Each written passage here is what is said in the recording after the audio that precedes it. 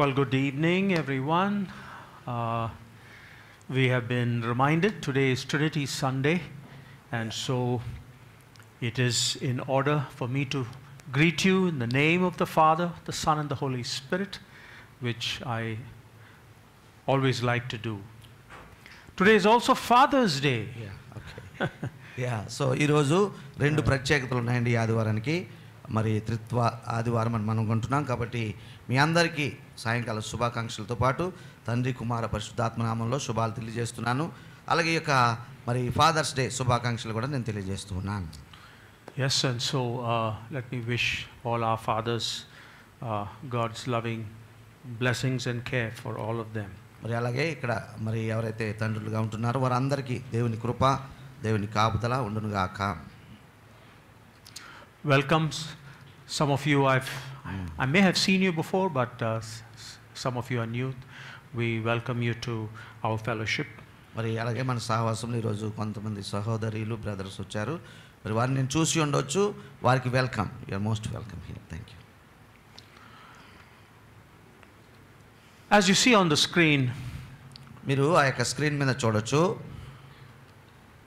we ask this question: why does God allow pain and suffering? మరి ఎందుకు దేవుడు మరి మనుషులకు మరి బాధను, శ్రమను అనుమతిస్తున్నాడు అనేటువంటిది. This question has been asked by many for a very, very long time. మరి ఈ యొక్క ప్రశ్న చాలామంది అనేక సార్లు అడుగుతూ ఉంటారు. This question becomes so much more sharp and painful. మరి ఈ యొక్క ప్రశ్న వింటుంటేనే మరి గుచ్చినట్టుగా ఉంది, అంటే బాధాకరంగా ఉంటుంది. Especially when we see tragedies around us. మన చుట్టూ ఏదైనా విషాదం జరిగిందనుకోండి, అట్లాంటప్పుడు ఇంకా బాధగా ఉంటుంది ఈ ప్రశ్న అడగటం. Many of us know what happened some time back, Pahalgam terror attack. మనము విన్నాము పహల్గామ్లో మరి యొక్క తీవ్రవాద చర్యల్లో ఏం జరిగిందో మనం చూసాం. We heard that 28, I think it was, tourists shot dead. మరి అక్కడ 28 మంది మరి తీవ్రవాదుల చేత కాల్చి చంపబడినారు. 2 weeks back I saw another breaking news. 2 వారాల క్రితం ఇంకొక మరి గగురు పొడిచే విషయాన్ని నేను గమనించాను. 10 people killed in the Austria shooting. మరి ఆస్ట్రియా దేశంలో ఆ యొక్క స్కూల్స్ అనుకుంటాను, అక్కడ 10 మంది అక్కడ చనిపోయినారు. And of course, just what happened recently. అలాగే నిన్న మొన్న అన్నట్టుగా ఈ యొక్క మరి జరిగిన విషాదం కూడా మీకు తెలుసు. As on today I heard that 270 people have died. మరి ఈ యొక్క విమాన ప్రమాదంలో 270 మంది వరకు లేటెస్ట్ ఫిగర్ వాళ్ళు చెప్పారు, వారు మరణించినారని తెలియజేస్తూ ఉన్నారు.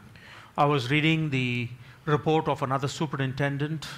మరి మన యొక్క సంఘం యొక్క వేరే సూపరింటెండెంట్ గారి యొక్క ఒక రిపోర్ట్ నేను చదివానండి.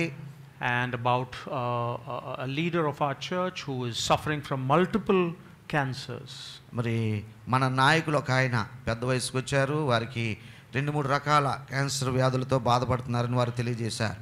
And because of wrong treatment, the person had a fall and broke 3 ribs. అలాగే వారికి తప్పుడు చికిత్స కూడా చేయబడిందంట, మరి రిబ్స్ కొన్ని విరిగాయని కూడా తెలియజేశారు. I speak to many of you. అలాగే ఇక్కడ కూర్చున్న మీతో కూడా నేను మాట్లాడుతూ, and I know some of the very difficult times that some of you go through. మరి అలాగే మీరు కూడా ఏ బాధల గుండా వెళుతున్నారో మరి నేను గమనిస్తూ ఉన్నాను. You share your sufferings with me. అప్పుడప్పుడు మీ యొక్క బాధలు నాతో పంచుకుంటూ ఉంటారు. And all I can do is pray for you. మరి నేను చేయగలిగిందంతా ప్రభువుకు మీ నిమిత్తం మొరపెట్టడమే, ప్రార్థన చేయడమే. But when we see all of this, the question to us as Christians, అయితే ఒక క్రైస్తవులుగా మనము వీటి విషయంలో ప్రశ్నించుకోవాల్సి వచ్చినప్పుడు, why does God allow so much of suffering in this world? ఈ లోకంలో దేవుడు ఎందుకు ఇంత పెద్ద మొత్తంలో హింసను, బాధను అనుమతిస్తున్నాడని అనుకుంటే, we believe he is powerful. మనకు తెలుసు పిల్లరా, దేవుడు గొప్పవాడని, శక్తిమంతుడని. We believe he is loving. ఆయన ప్రేమ కలిగిన వాడని మనకు తెలుసు. We believe he is good. మరి ఆయన మంచివాడని మనం గమనిస్తాం. Why does he not stop suffering in this world? మరి ఈ లోకంలో ఎందుకు ఆయన బాధను ఆపివేయడం లేదు మరి అన్నట్టు ప్రశ్నిస్తాం. That's the question that is termed theodicy. థియోడసీ అనే పదము దానికి వరకు వాడబడుతూ ఉంటుంది. How do we square up the problem of evil with a good God? మరి దేవుడు మంచివాడు అంటున్నారు, శ్రమ బాధ ఏమో దుష్టత్వంతో ఉంటున్నది. ఈ రెండు ఎలా కలుస్తాయి నిజానికి అన్నట్టుగా? This theological term theodicy asks these various questions. మరి థియోడసీ అనేటువంటి యొక్క బైబిల్ జ్ఞాన సంబంధమైన పదంలో ఈ ప్రశ్నలు ఇమిడి ఉంటాయి. Statement 1, is God willing but not able to prevent evil? దేవుడికి ఈ యొక్క దుష్టత్వం ఆపివేయాలని కోరిక కలిగి ఉంది కానీ దాన్ని నిరోధించడా? Then the conclusion is then he is not omnipotent. మరి అలాగనుకుంటే ఆయన అందరికంటే శక్తిమంతుడు ఎట్లా అవుతాడు? Statement 2, is God able to prevent evil but not willing? దేవుడు దుష్టత్వాన్ని ఆ యొక్క ప్రమాదాన్ని ఆపగలగుడు కానీ ఆయనకి ఇష్టం లేదా చేయడం? If that's the case, then he is malevolent. మరి అలాగ చూస్తే దానిని ఇంకో పదం malevolent అంటూ ఉన్నారు. Wanting to cause harm. మరి ఆ యొక్క మరి హింసను కలగజేసేవాడే, బాధను అనుమతించేవాడే అన్నట్టుగా. That means he is not good. మరి దాని అర్థము మన మాటల్లో మనకు ఏమనిపిస్తుంది అంటే ఆయన మంచివాడు కాదా అనిపిస్తూ ఉంటుంది. Statement 3, if God is both able and willing, then why is there evil? మరి ఒకవేళ దేవుడు సమర్థుడై ఉండి ఆయనకి ఇష్టమై ఉండి మరి ఎందుకు ఆయన ఆపడం లేదు? ఎందుకు ఈ దుష్టత్వం ఉంటూ ఉన్నది? And the question of theodicy, if God is neither able or willing, then why call him God? అలాగే చివరికి ఈ ప్రశ్న కూడా వేసుకోవచ్చు. ఆయన సమర్థుడా? ఏమండి ఆయనకి ఇష్టమేనా? ఒకవేళ అలా కాకపోతే ఆయన చేయడం లేదంటే ఆయన ఎందుకు మనం దేవుడని పిలుస్తున్నాం? These questions have made many to lose their faith. ఇట్లాంటి ప్రశ్నలు వేసుకొని తర్జన భర్జన పడి కింద మీద పడి అన్నట్టుగా కొంతమంది విశ్వాసాన్ని కూడా వదిలిపెడుతున్నారు. And the question is also asked in the Bible. ఇటువంటి ప్రశ్నలు బైబిల్లో కొంతమంది కూడా అడిగినారు. We were just led in the reading from the book of Habakkuk. హబక్కూకు గ్రంథంలో ఇప్పుడే మనం చదువుకున్నాము. The prophecy that Habakkuk the prophet received. మరి యొక్క హబక్కూకు అని పేరున గల ఆ యొక్క మరి ప్రవక్త తన దగ్గరకు వచ్చిన ఆ యొక్క విషయాన్ని మనకు చెప్పాడు. Look at the sharp questions that is being asked. మరి అక్కడ అడిగినటువంటి సూటి ప్రశ్నలు మీరు చూడవచ్చును. How long, Lord, must I call for help but you do not listen? ప్రభువా నేను ఎంతకాలం సహాయం కొరకు మొరపెడతా ఉంటే నీవు పట్టించుకోవు అన్నట్టుగా. Or cry out to you violence but you do not save. జరుగుతున్న హింసను బట్టి నేను మాట్లాడుతున్నాను, మొరపెడుతున్నాను కానీ నీవు దానిని చూడడం లేదు, లేదంటే జవాబు ఇవ్వడం లేదంటున్నాడు ప్రవక్త. Why do you make me look at injustice? మరి ఈ యొక్క అన్యాయాన్ని నన్ను ఎందుకు చూడనిస్తున్నావు? Why do you tolerate wrongdoing? మరి ఈ యొక్క దుష్టత్వాన్ని, ఈ యొక్క జరుగుతున్న ఆ యొక్క ప్రమాదాలు లేదంటే జరుగుతున్న దుష్టత్వాన్ని అంతటిని నీవెందుకు అనుమతిస్తున్నావు, మరి ఓర్చుకుంటున్నావు? Destruction and violence are before me, there is strife and conflict abounds. మరి నా ముందు వివాదం ఉన్నది, నా ముందు మరి యొక్క మరి హింస ఉన్నది, నాశనం ఉన్నది, ఇవన్నీ నా ముందే జరుగుతూ ఉన్నాయి. Therefore the law is paralyzed, justice never prevails. అందువలన ధర్మశాస్త్రము నిరర్ధకమాయెను. The wicked hem in the righteous. అలాగే బలాత్కారం జరుగుచున్నది, జగడంను కలహంను రేగుచున్నవి, భక్తిహీనులు వచ్చి నీతిపరులను చుట్టుకుంటున్నారు. Justice is perverted. న్యాయము పడిపోవచ్చున్నది లేక చెడిపోవచ్చున్నది. Did you notice something interesting about the Bible? Bible గ్రంథంలో వచ్చి ఒక ఆసక్తికరమైన విషయం మీరు గమనించే ఉంటారని నేను అనుకుంటున్నాను. The Bible is honest. Bible ఉన్నది ఉన్నట్టుగా చెప్తుందండి. It allows us to ask these questions. మనము ప్రశ్నించుటకు మరి దేవుడు అనుమతిస్తున్నాడు, బైబిల్ అనుమతిస్తూ ఉంది. God allows for us to ask these questions. దేవుడు ఈ ప్రశ్నలు అడిగితే ఆయన ఏమనుకోడు, మనం అడగాలని చూస్తున్నాడు, అనుమతిస్తున్నాడు. Of course, what is the answer? అయితే వీటికి జవాబులు ఎక్కడ? మరి Before we go there, just an aside. మరి ఆ జవాబులు చూడకముందు ఇంకొక మాట. Do we have the courage to be asked questions like this? ఇట్లాంటి ప్రశ్నలు అడగడానికి అసలు మనం ధైర్యం చేస్తున్నామా? Can we have the courage and the strength to be asked of our own faults? అలాగే ఇంకా ధైర్యం చేసి మన జీవితంలో ఉన్నటువంటి తప్పులను, పొరపాట్లను మనం ప్రశ్నించుకోగలుగుతున్నామా? Coming back to the subject. మరి మరో అంశానికి వస్తే, there was another man in the Bible. బైబిల్లో మరొక వ్యక్తిని మనం చూస్తామండి. Who also asked God these very, very difficult questions. ఇటువంటి క్లిష్టమైనటువంటి ప్రశ్నలను దేవుణ్ణి చాలా అడిగాడు ఆయన. I'm sure you've heard of Job. మరి మీరు యోబు గురించి మీకు తెలుసని నేను నమ్ముచున్నాను. An entire book written and preserved in the Bible asking these very difficult questions. ఇటువంటి కష్టతరమైనటువంటి ప్రశ్నలు దేవుణ్ణి అడిగాడు అట్లాంటి పుస్తకము మనకు, అట్లాంటి ప్రస్తావన మనకు యోబు గ్రంథంలో కనబడుతుంది. All of you know the story of Job. యోబు యొక్క చరిత్ర మీకు తెలుసు కదా. A righteous man, నీతిమంతుడైనటువంటి వ్యక్తి, a good man, మంచివాడు, but went through so much suffering. అయితే చెప్పనలవి కాని శ్రమల గుండా వెళ్ళినాడు.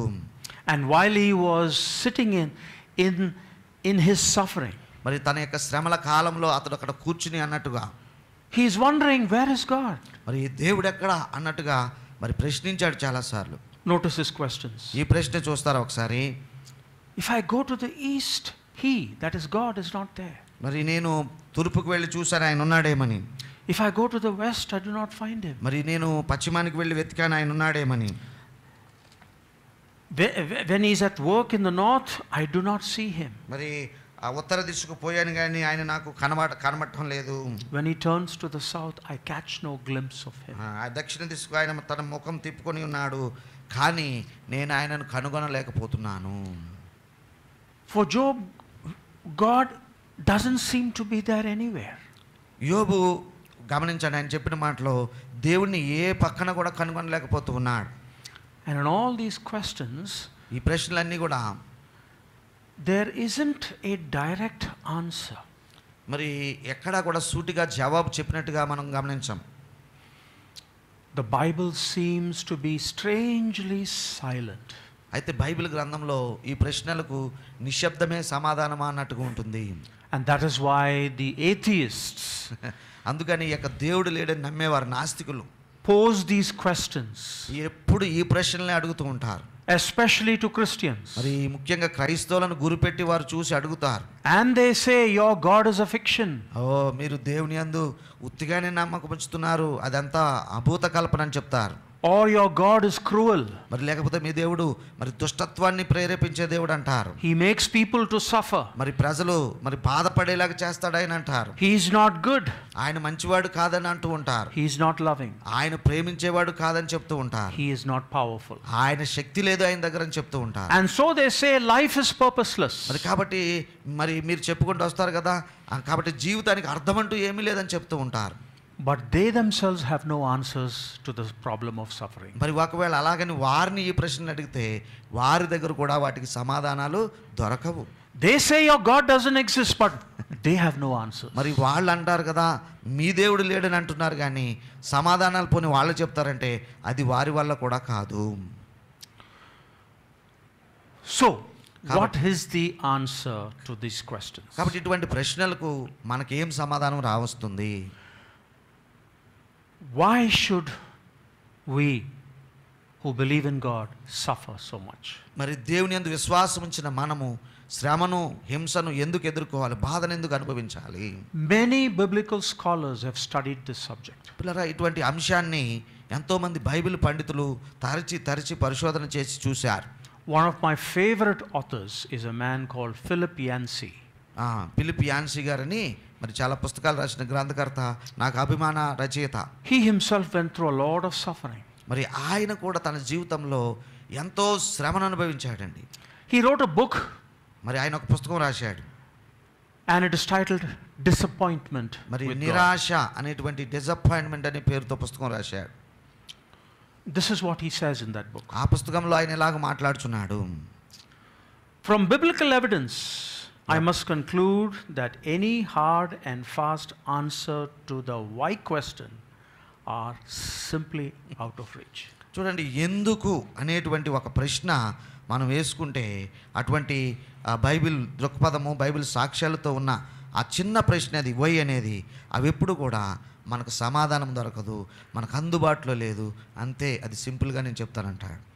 Most biblical scholars say we cannot fully fathom this dilemma. Why so much suffering? ఎందుకు ఈ లోకంలో ఇంత హింస దుష్టత్వం ఉంటుందనే దానికి ఏ బైబిల్ పండితుడు కూడా పిల్లరా హితమిద్దంగా సమాధానం చెప్పే స్థితి లేనట్టి పరిస్థితి. We have Jesus Christ himself crying from the cross, my God, why have you forsaken us? మన ప్రభును రక్షకుడైన యేసుక్రీస్తు కూడా సిలువలో వేలాడుతూ శ్రమనందుచు నా దేవా నా దేవా నన్నెందుకు చేయి విడిచావని ఆయన మాట్లాడలేదా? And as he was crying from the cross, he was actually crying for all of us human beings. మరి ఆయన సిలువలో ఆ మాటలు విలపిస్తున్నప్పుడు మాట్లాడుచున్నప్పుడు ఆయన నిజానికి విలపించింది నీ కొరకు నా కొరకే కదా.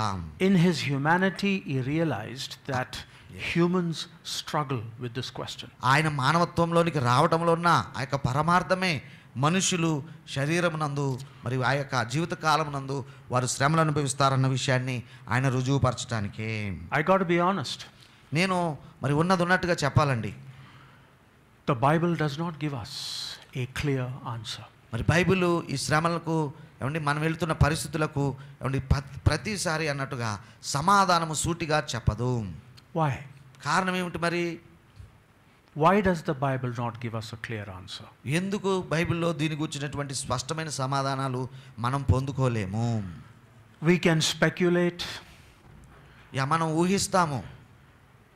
But here is a verse that maybe gives us a glimpse into why. అయితే ఈ యొక్క ఎందుకు అనేటువంటి ప్రశ్నకు మనకు సంపూర్తి సమాధానం కాకపోయినా కొద్దిపాటి వివరణించే ఒక వచనము ఇక్కడ ఉన్నది చూడండి. Through the pen of Isaiah, God says, "For my thoughts are not your thoughts." మరి యెషయా గ్రంథంలో ఉన్నటువంటి ఈ మాట చెప్తున్నది ఏమిటంటే దేవుడు సూటిగా అంటున్నాడు, నా తలంపులు మీ తలంపులు వంటివి కావు. Neither are your ways my ways, declares the Lord. మరి మీ మార్గములు నా మార్గములు వంటి వారు కావు. As the heavens are higher than the earth, మరి భూమి కంటే ఆకాశం ఎంత ఉన్నతముగా ఉన్నదో, so are my ways higher than your ways. మరి నా మార్గముల కంటే మీ మార్గములు అంత హెచ్చుగా ఉన్నవి, లేదంటే మీ మార్గముల కంటే నా మార్గములు అంత ఉన్నతంగా ఉన్నవి. And my thoughts than your thoughts. అలాగే నా ఆలోచనలు మీ ఆలోచనలకు అంత తేడా ఉంటూ ఉన్నది అంటున్నాడు. What is God trying to tell us? ఈ వచనం ద్వారా దేవుడు మనకు చెప్పదలుచుకున్నది ఏమిటండి? We cannot understand. ఇది మనకు ఒక పట్టాన అర్థం కాదనే. It is beyond our human capability to fully understand the question why. ఎందుకు అనేటువంటి ప్రశ్న మనం ఎప్పుడు వేసుకున్నా అది మనకు సంపూర్తిగా జవాబు రాదు.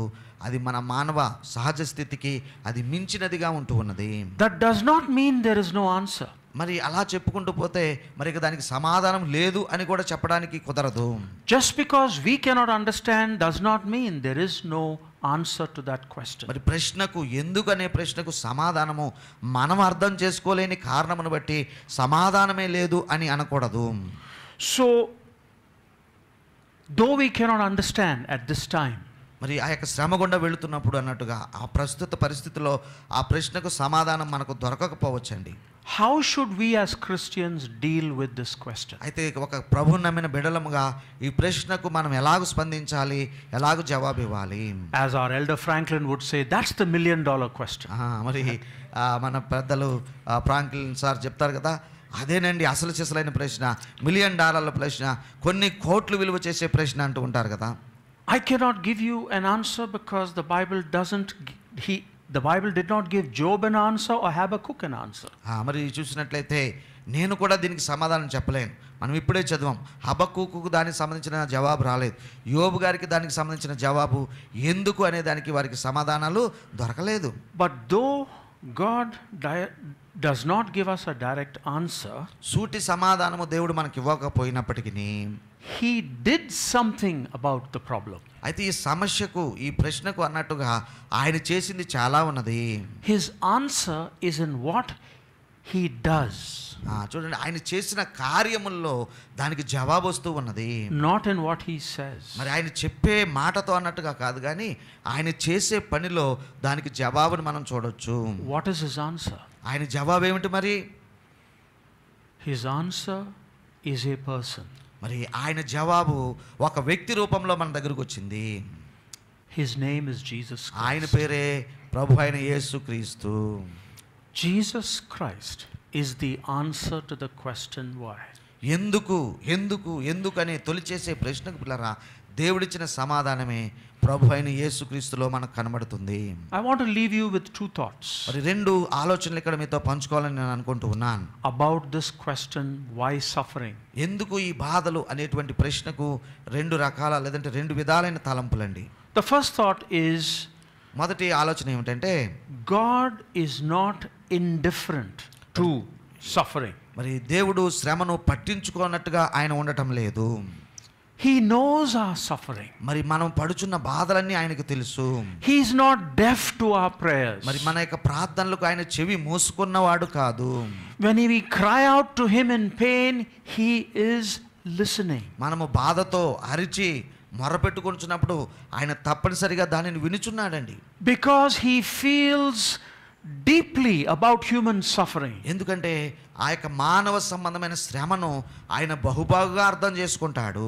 You remember when at Lazarus' grave, చూడండి, మీకు జ్ఞాపకం ఉంటే ఆ యొక్క లాజరు చనిపోయిన పాతి పెట్టబడిన ఆ సమాధి దగ్గరికి వచ్చినప్పుడు, and when Jesus came to the grave and saw people weeping and crying, మరి ఆ యొక్క సమాధికి దగ్గరకు సమీపించి అక్కడ అనేక మంది జనులు దుఃఖిస్తూ బాధపడుతూ రోధిస్తున్న సమయంలో, what was Jesus' response, immediate response? మరి ఆయన యొక్క మరి తక్షణ స్పందన ఎలా ఉంది? The shortest verse in the Bible. మరి బైబిల్లో చిన్న వచనమని మనం అంటాం కదా, Jesus wept. యేసు కన్నీళ్లు విడిచెను. Now you might just read Jesus wept and move on to the next verse. యేసు కన్నీళ్లు విడిచెనని చదివి మరి సర్వసాధారణంగా మనం ముందుకు వెళ్ళిపోవచ్చు.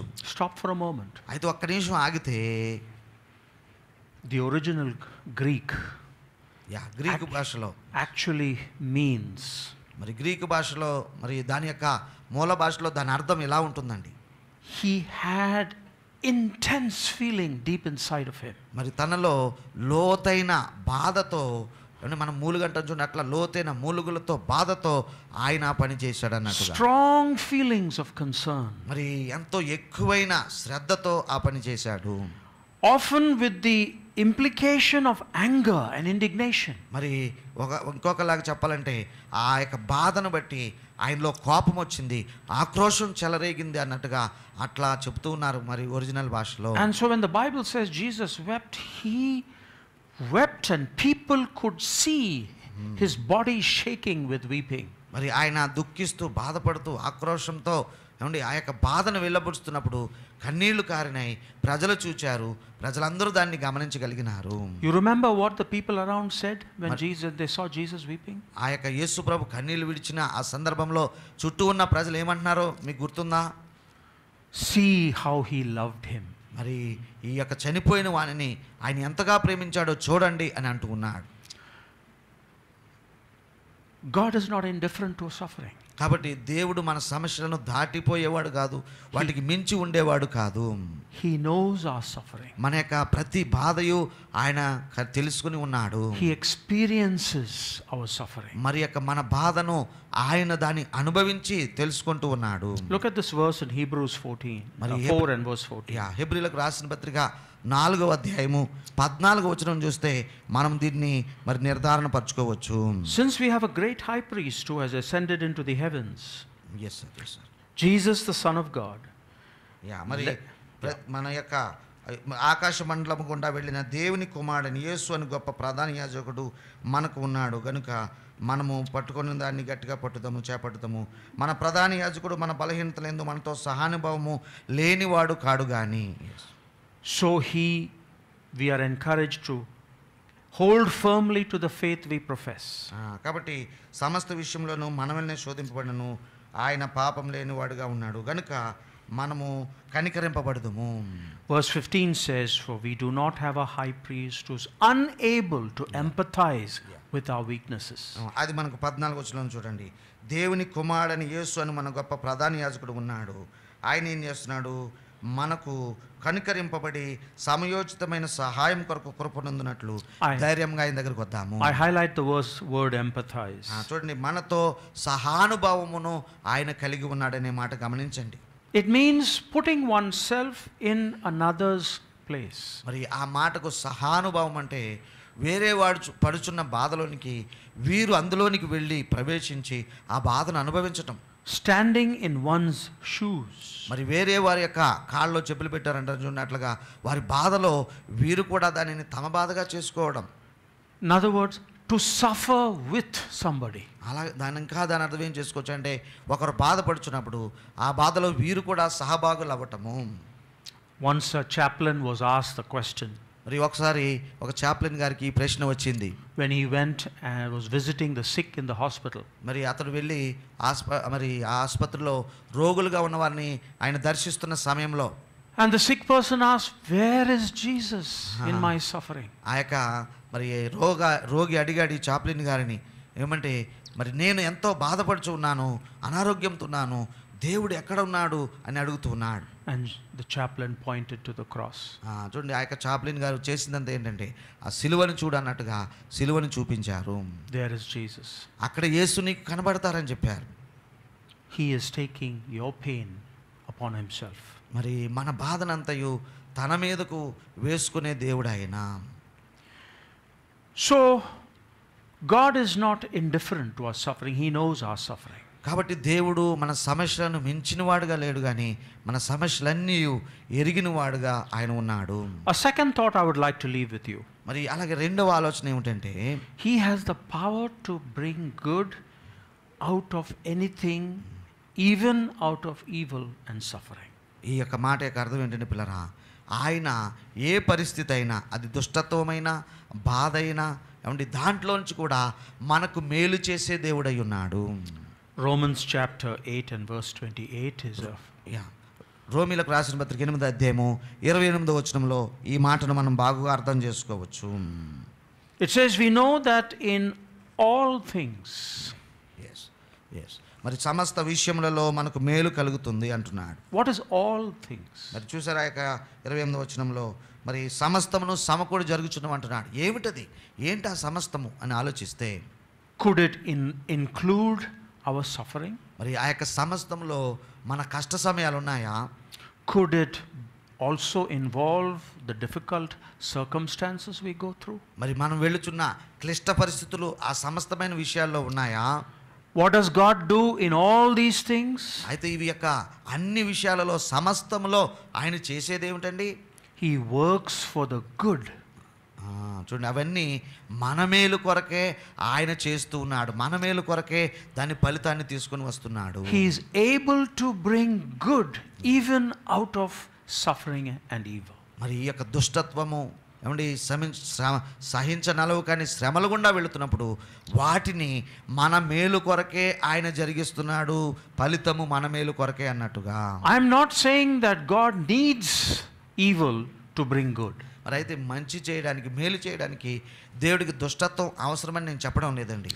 Neither am I encouraging any one of us to do evil so that God can bring good in our lives. కాబట్టి మీరు దుష్టులుగా ప్రవర్తిస్తే దేవుడు మీకు దాన్ని మంచికి మేలు కొరకు మలుపుతాడని కూడా నేను చెప్పడం నా ఉద్దేశం కాదు. So but God is so powerful that he can even bring good out of suffering. అయితే నేను చెప్పదలుచుకున్నది అంతా ఏమిటంటే దేవుని వాక్యాన్ని బట్టి మనకు ఎదురవుతున్న ప్రతి కష్ట నష్ట శ్రమ శోధనలను మన మేలు కొరకే ఆయన తిప్పుతాడు అనేటువంటిది, చేస్తాడు అనేటువంటిది. So the question of theodicy, is God powerful? మరి ఇప్పుడు మరలా థియోడసీ ప్రశ్నలకు వద్దాం. దేవుడు నిజంగా శక్తిమంతుడేనా? He is so powerful that he can even bring good out of evil. చూడండి నిజమే, ఆయన నిజంగానే సర్వశక్తిమంతుడు. ఆయన కీడులో కూడా మేలును చేసే దేవుడై ఉంటున్నాడు. But you may still wonder, why is he not stopping it? అయితే మరి ఎందుకు అలా జరగటం నేను చూడలేకపోతున్నాను, ఏది ఆపుతుందని మీకు ఇంకా ప్రశ్న ఉండవచ్చు. We'll come to that question in a moment. మరి ఆ ప్రశ్న కూడా మనం సంధిద్దాం. God has the power to bring good even out of evil. మరి దుష్టత్వంలో నుండి కూడా మేలును తీసుకుని వచ్చే దేవుడు ఆయన. You remember what Joseph told his brothers when they discovered he is the brother? మరి చూడండి యోసేపు జీవితాన్ని చూసి ఆయన అంతంలో వాళ్ళ సహోదరులకు ఈయన మా తమ్ముడే లేదంటే మా సహోదరుడు అని తెలిసినప్పుడు వాళ్ళు అంటున్న మాట చూసారా? In Genesis 50, Joseph says, you intended to harm me. Yes, ఆదికాండం 50వ అధ్యాయంలో అని చెప్తాడు యోసేపు, మీరు దీనిని కీడు కొరకే తలపెట్టారు కానీ But God intended it all for good. అయితే దేవుడు దీనిని మనందరి మేలు కొరకే ఈ శ్రమలన్నీ నాకు అనుమతించాడు అంటున్నాడు. God can bring good even though some people might wish harm for us. మరి కొంతమంది మనకు కీడు జరగాలని, హాని జరగాలని కోరుకున్నప్పటికీ దేవుడు దానిని కూడా మన మేలుకే ముగించే దేవుడై ఉంటున్నాడు. He is so powerful that he can even turn curses into blessings. మరి ఆయన ఎంత శక్తిమంతుడంటే పిల్లరా, ఎవరైనా మన మీద శాపాన్ని ప్రయోగించినా, శాపించినా కానీ దానిని కూడా ఆశీర్వాదంగా మార్చివేసే దేవుడు. You will remember the story of Balaam trying to curse Israel. ఇశ్రాయేలు ప్రజలను బిలామును ప్రవక్త శాపం చేయాలని ప్రయత్నించిన సంగతి గుర్తుకు తెచ్చుకోండి. Every time he cursed, everything good was happening. మరి అతడు అసలు ఆ మాట కూడా రానిలేదు దేవుడు కదా. శపించాలని పూనుకున్నప్పుడల్లా ఆశీర్వాదాలే పలుకుతున్నాడు. So why does God allow pain and suffering? కాబట్టి మరోసారి ప్రశ్నించుకుందాం, ఎందుకు దేవుడు ఈ దుష్టత్వాన్ని, శ్రమలను ఈ లోకంలో అనుమతిస్తున్నాడు? I don't know. నాకు తెలియదు ఆ సంగతి. But I do know అయితే నాకు తెలిసింది ఒకటి ఏంటంటే, that God is not distant from our suffering. మరి ఒకటే నేను చెప్పగలను ఏంటంటే, మన యొక్క బాధ శ్రమల సమయంలో ఆయన మనకు వేరుగా అన్నట్టుగా ఆయన ఉండటం లేదు. He is concerned for us in our suffering. మరి మన యొక్క శ్రమ శోధన సమయంలో ఆయన మన పట్ల ఇంకా సన్నిహితుడుగా, ఇంకా శ్రద్ధ పుచ్చుకునేవాడుగా ఆయన ఉంటున్నాడు. For me, the answer is a person, and the person of Jesus Christ. మరి ఈ యొక్క దేవుడిచ్చిన సమాధానము నా వరకు నేను చెప్పగలిగిన ఏంటంటే, ఆయన ప్రభు అయిన యేసుక్రీస్తు అనే వ్యక్తిలో ఆయన మన సమస్యలకు పరిష్కారాన్ని పెట్టాడు. I know he can ultimately bring good even when we suffer. కాబట్టి మరి ఆయన ఇచ్చిన యేసుక్రీస్తు అనేదే పరిష్కారంగా ఉన్నది. కీడులో నుంచి కూడా మేలును తీసుకుని వచ్చే దేవుడని నేను ఎరుగుదును. So in conclusion, కాబట్టి నా ముగింపు మాటలుగా, keep the faith. విశ్వాసాన్ని కాపాడుకోనండి. Don't give up. విడిచిపెట్టవద్దు Suma. Don't lose your faith. మరి మీ విశ్వాసాన్ని బలహీనపరచుకోవద్దు. Even in suffering. మరి శ్రమల గుండా వెళ్ళినప్పుడు కూడా బలముగా ఉండండి, విశ్వాసాన్ని కాపాడుకునండి. Let us remember Job, what he said when he was suffering. మరి యోబు శ్రమల గుండా వెళుతున్నప్పుడు ఆయన చెప్పిన మాటలు ఒకసారి మీకు జ్ఞాపకం చేస్తాను. Job stood up and tore his robes in grief, and then he shaved his head and fell to the ground to worship. చూసారా, ఆ యొక్క మొదటి అధ్యాయంలో ఆయన మాట్లాడుతున్న మాటలు. యోబు మరి నేల మీద పడి ఇలాగ మొర్ర పెట్టాడట. I came naked from my mother's womb, I will be naked when I leave. The Lord gave me what I had, the Lord has taken it away. Praise the name of the Lord. In all of this, Job did not sin by blaming God. అప్పుడు యోబు లేచి తన పై వస్త్రమును చింపుకొని తల వెంట్రుకలు గురిగించుకొని నేల మీద సాష్టాంగపడి నమస్కారం చేసి ఇట్లా, నేను నా తల్లి గర్భంలో నుండి దిగంబరినే వచ్చి తిని దిగంబరిగా అక్కడికి తిరిగి వెళ్ళదను. యెహోవా ఇచ్చెను, యెహోవా తీసుకుని పోయిను, యెహోవా నామమునకు స్తుతి కలుగునుగాక. ఈ సంగతులలో ఏ విషయమందును యోబు ఏ పాపమును చేయలేదు, దేవుడు అన్యాయము చేసినని చెప్పలేదు. Job did not understand why he was suffering. యోబుకి అర్థం కాలేదండి, ఏ మాత్రం కూడా అర్థం కాలేదు. ఎందుకు తాను శ్రమల గుండా వెళుతున్నాడో ఏ పట్టాని ఆయనకు అర్థం కాలేదు. But he kept the faith. అయినప్పటికీ తన విశ్వాసాన్ని భద్రంగా కాపాడుకున్నాడు. He continued to worship. మరి ఇంకా శ్రమ శోధన సమయంలో, నష్ట సమయంలో కూడా ఇంకా దేవుణ్ణి ఆరాధిస్తూనే ఉన్నాడు. Even when he did not know why he was suffering. ఎందుకు ఆ శ్రమ కలిగింది, ఎందుకు ఈ పరీక్షల సమయం అనేది ఆయనకు తెలియకపోయినా ప్రభుని ఆరాధన చేయటం మానలేదు. He knew it would all work out okay. మరి అయితే ఆయనకు ఒక్కటి తెలిసి ఉండొచ్చు, బహుశా ఇదంతా దేవుడు నా మేలుకే చేస్తున్నాడని బహుశా తెలిసి ఉండొచ్చు. Because the end of the story is good. ఎందుకంటే యోబు యొక్క ముగింపు బహుశ్రేష్టంగా ముగించబడటం మనం చూసాము. What is the end of the story? మరి కాబట్టి ఏ రకమైన ముగింపు యోబు కలిగి ఉన్నాడు? We go to our second reading. మరి రెండవ వాక్య భాగం మనం చదివాం కదా. I heard a loud voice from the throne saying, "Look, God's home is now among his people. He will live with them and they will be his people. Amen. God himself will be with them." And what happens to suffering? He will wipe every tear from their eyes. There will be no more death or sorrow or crying or pain. All these things are gone forever. అప్పుడు ఇదిగో దేవుని నివాసము మనుషులతో కూడా ఉన్నది, ఆయన వారితో కాపురముండును, వారాయన ప్రజల యందురు, దేవుడు తానే వారి దేవుడైండి వారికి తోడైండును. ఆయన వారి కన్నుల ప్రతి బాష్ప బిందువును తుడిచివేయును. మరణమిక ఉండదు, దుఃఖమైనను ఏడుపైనను యాదనైనను ఇక ఉండదు అని చెప్పిన సింహాసనం నుండి వచ్చిన గొప్ప స్వరము చెప్పగా వింటిని. That is how the story ends. అలాగండి ఈ యొక్క మరి చరిత్ర ముగించబడబోతూ ఉన్నది. Is God powerful? దేవుడు శక్తిమంతుడైనా మరి? Yes, he is. ఆయన తప్పనిసరిగా సర్వశక్తిమంతుడై ఉన్నాడు. Is he good and loving enough to stop evil? మరి దుష్టత్వాన్ని ఆపు చేయడానికి కావలసిన శక్తిని, మంచితనమును ఆయన కలిగి ఉన్నాడా? Yes, he will. ఎస్, ఆయన తప్పనిసరిగా ఆ శక్తిని, ఆ మంచితనాన్ని కలిగి ఉన్నాడు.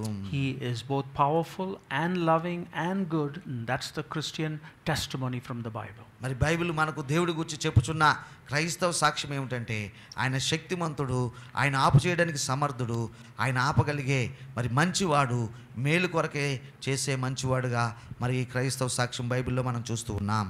Even though today we might not fully understand why so much suffering. ఎందుకు ఇంత శ్రమ గుండా నడుస్తున్నాం, ఎందుకు ఇంత బాధల గుండా వెళ్తున్నాం అనేది ఆ సమయంలో మనకు అర్థం కాకపోవచ్చు. కానీ పిల్లరా, మొత్తానికి మన మేలు కొరకే ఆయన దాన్ని తీసుకుని వస్తాడు. May God grant you and me the strength. ప్రభు అయిన దేవుడు అటువంటి బలాన్ని, శక్తిని మనందరికీ అనుగ్రహించునుగాక. To remain faithful. మరి విశ్వాసంగా ఉండటానికి బలం ఇచ్చునుగాక. Until the end of the story. మరి ఈ యొక్క మన జీవిత కథ కూడా ముగించే వరకు ప్రభు కృపలో మనం బలపరిచి స్థిరపరచబడి విశ్వాసమును కాపాడుకుంటూ ముందుకు సాగిపోదుముగాక. God bless you. Amen, amen.